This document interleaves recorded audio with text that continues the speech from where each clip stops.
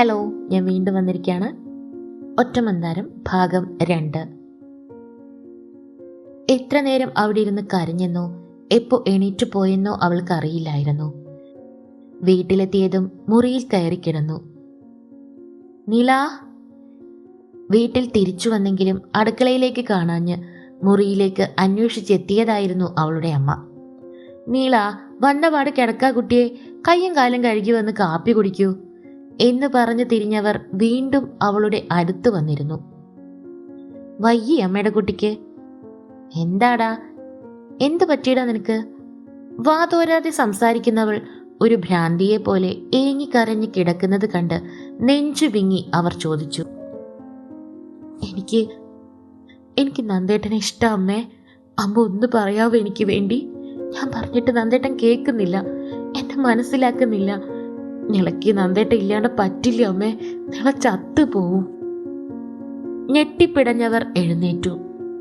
എന്തു ചെയ്യണം എന്നറിയാത്ത വിധം ഭയപ്പെട്ടിരുന്നു. നിറഞ്ഞ മിഴിയാലെ ഓടി ഫോൺ എടുത്ത് ഭർത്താവിൻ്റെ നമ്പറിലേക്ക് വിളിച്ചു. വിളിച്ചാൽ കിട്ടാത്തത് കാരണം വാട്സാപ്പിൽ വോയിസ് മെസ്സേജ് അയച്ചു. രാജേട്ട, ഒന്ന് വിളിക്കൂ എന്നെ, വേഗം ട്ടോ. സമാധാനമില്ലാതെ അവർ മകളുടെ മുറിയിലേക്ക് ഇടയ്ക്കിടയ്ക്ക് എത്തി നോക്കിയിരുന്നു. മൊബൈൽ റിംഗ് കേട്ട് വേഗം അവർ ഫോൺ എടുത്തു. എന്താടി നിമ്മി, നീ എന്തിനാ വിളിക്കാൻ പറഞ്ഞത്? വിറയ്ക്കുന്നുണ്ടെങ്കിലും ആ അമ്മ എല്ലാം പറഞ്ഞൊപ്പിച്ചു. കുറച്ചുനേരം നിർമ്മലയെ ചീത്ത പറഞ്ഞു രാജേന്ദ്രൻ. വളർത്തുദോഷ എന്ന് പറഞ്ഞു, പട്ടിണി കിട്ടാൽ മാറിക്കോളും എന്ന് പറഞ്ഞു. എല്ലാം കേട്ട് മിഴി നിറച്ച് അവരും നിന്നു നിസ്സഹായയായി. പലതവണ നന്ദനെ കാണാനായി നീള ശ്രമിച്ചെങ്കിലും നിർമ്മല സമ്മതിച്ചിരുന്നില്ല. അവളെ തീരെ കാണാനാണ് 2 ദിവസം കഴിഞ്ഞ് ടീച്ചർ അന്വേഷിച്ചെത്തിയത്. നിമ്മി, മോളെവിടെ? അങ്ങടും കണ്ടില്ല 2 ദിവസമായിട്ട്. വയ്യേ കുട്ടിക്ക്? ദേഷ്യത്താൽ മുഖം തിരിച്ച് നിർമ്മല നിന്നു. പാവം ടീച്ചർ നിഷ്കളങ്കതയോടെ അടുത്തേക്ക് കയറി. ടീച്ചർ അവിടെ നിന്ന് നിന്നേ. നിർമ്മലയുടെ മുഖഭാവം കണ്ട് ഒന്നും മനസ്സിലാവാതെ ആ ടീച്ചർ പകച്ചു നോക്കി നിന്നു. ആണായും പെണ്ണായും ഒന്നേ ഉള്ളൂ ടീച്ചറെ.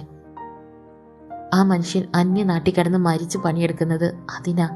എല്ലാരും കൂടി ഉപദ്രവിക്കരുത്, ഞങ്ങൾ കാല് പിടിക്കാൻ വേണമെങ്കിൽ.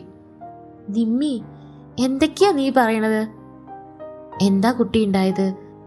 ഇങ്ങനെയൊക്കെ പറയാൻ? എല്ലാവരുടെ നാടകവും അസലാവുന്നുണ്ട് ടീച്ചറെ. വെറുതെ വിടൂ ഞങ്ങളെ. ടീച്ചർ അറിഞ്ഞല്ലേ, എനിക്കൊരിടം വരെ പോവാനുണ്ട്. കേട്ടത് വിശ്വസിക്കാൻ കഴിയാതെ മിഴി നിറഞ്ഞ് അവർ ഇറങ്ങുമ്പോൾ പുറകിൽ നിന്നും അവൾ ഉറക്കെ വിളിച്ചിരുന്നു, ടീച്ചറമ്മേ എന്ന്. തിരിച്ചു നോവുതിരുന്ന പുഞ്ചിരി തിരികെ നൽകുമ്പോൾ കണ്ടു നിർമ്മല അകത്തു പൊടി അസത്തെ എന്ന് പറഞ്ഞ് പിടിച്ചു വലിക്കുന്നത്. ടീച്ചറമ്മേ, നന്ദേട്ടനോട് ഒന്ന് പറയോ എന്നെ കൂടെ അങ്ങോട്ട് കൊണ്ടുപോവാൻ?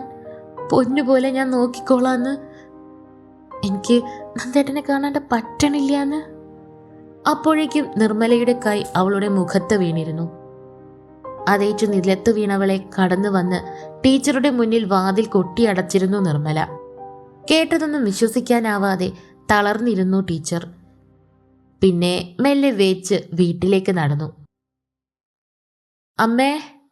ഡൈനിങ് ടേബിളിൽ തല കയ്യിൽ ചേർത്ത് കിടക്കുന്ന ടീച്ചറെ നന്ദൻ വിളിച്ചു.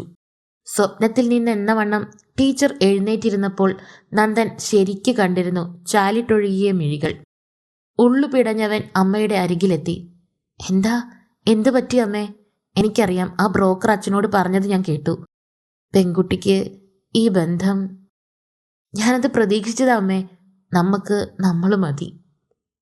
നന്ദാ, ഞാനിന്ന് നീളമോളുടെ വീട്ടിൽ പോയിരുന്നു. അമ്മയുടെ ദുഃഖത്തിന്റെ കാരണം ചോദിച്ചവന്റെ മുഖത്ത് ടീച്ചറുടെ മറുപടി വല്ലാത്ത നിരാശ പടർത്തിയിരുന്നു. ഒരു ഭ്രാന്തിയെ പോലെ കഴിയ അവിടെ ആ കുട്ടി. കണ്ടിട്ട് എൻ്റെ നെഞ്ചു പൊട്ടി. അശ്രദ്ധമായി മിഴികൾ തിരിച്ചവനെ തറപ്പിച്ചു നോക്കി ആ അമ്മ പറഞ്ഞു, ഭ്രാന്ത് തന്നെയാ അവക്ക്, നല്ല അസല് ഭ്രാന്ത്. നിന്നെ ഇഷ്ടപ്പെട്ടതാണോടാ ഭ്രാന്ത്?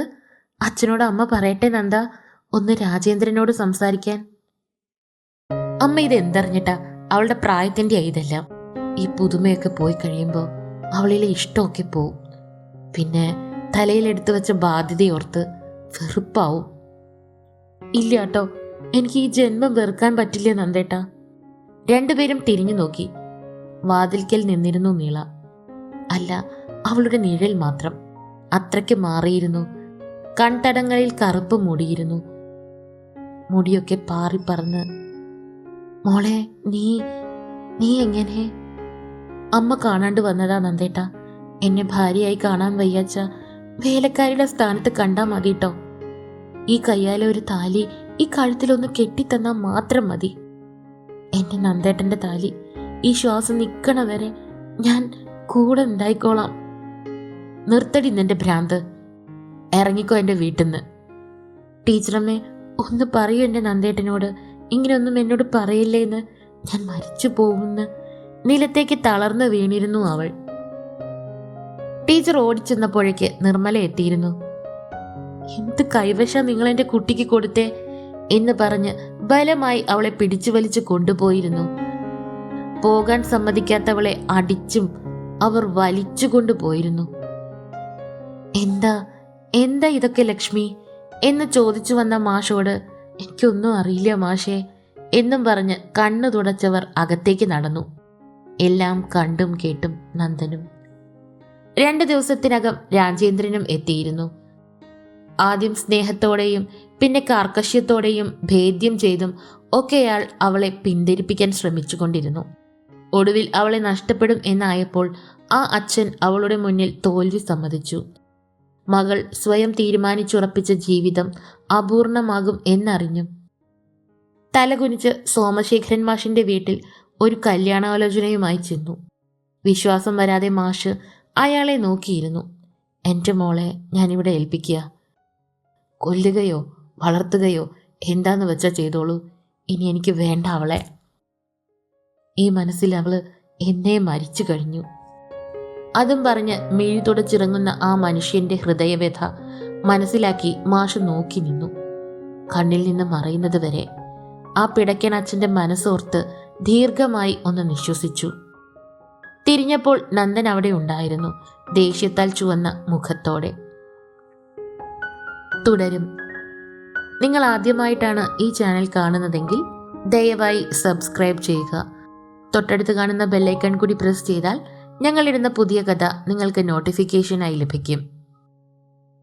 കഥയെ പറ്റിയുള്ള നിങ്ങളുടെ അഭിപ്രായങ്ങളും നിർദ്ദേശങ്ങളും ദയവായി ഞങ്ങളെ എഴുതി അറിയിക്കുക.